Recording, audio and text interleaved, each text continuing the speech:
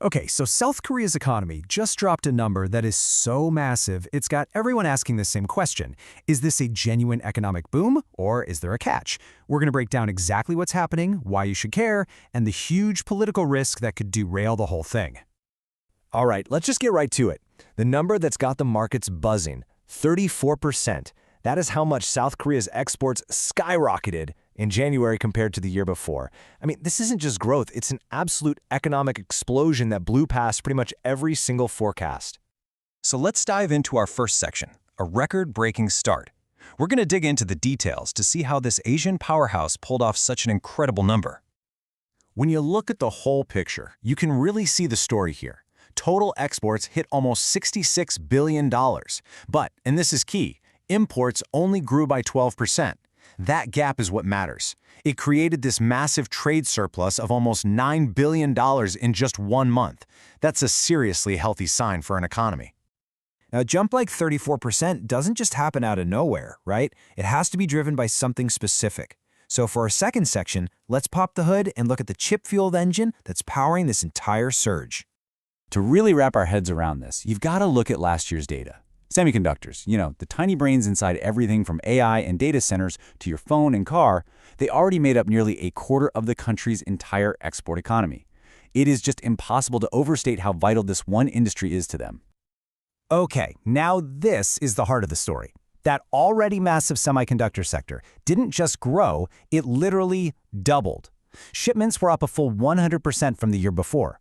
That single stat right there is the main reason we're even talking about this export boom.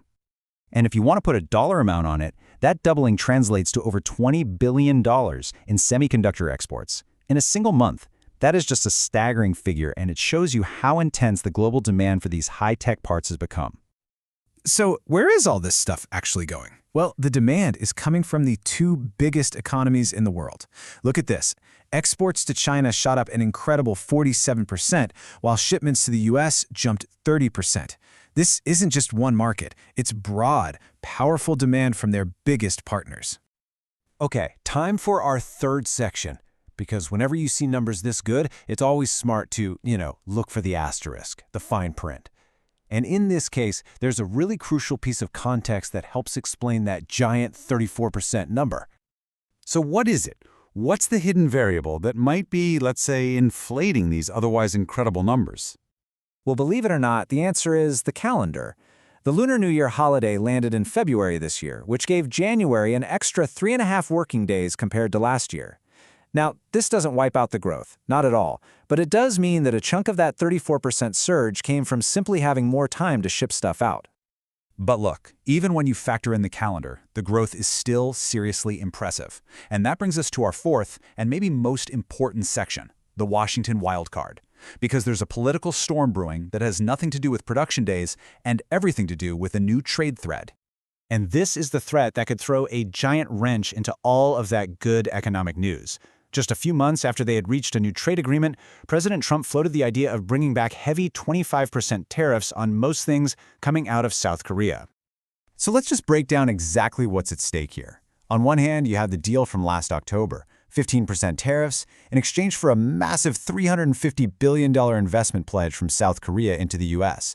But on the other hand, you have this renewed threat, hiking those tariffs way up to 25%, all because of a perceived delay in getting that deal approved. So why all the renewed tension? Well, the complaint is that South Korea's legislature is just moving too slowly to formally approve the agreement. And what was the response? Seoul immediately sent its industry minister to Washington to try and smooth things over and basically say, hey, we are absolutely committed to that investment. It's a very high-stakes diplomatic dance. And all of this brings us to our final section, an uncertain road ahead. You've got this incredible, record-breaking economic performance on one side, clashing directly with a serious geopolitical risk on the other. It's like watching a high-speed train full of momentum heading towards a potential brick wall.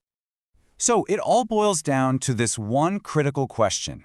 Can South Korea's tech boom continue to outpace all of this growing global trade turmoil?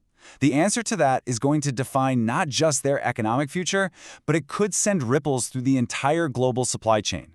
That is the big question to watch in the months ahead.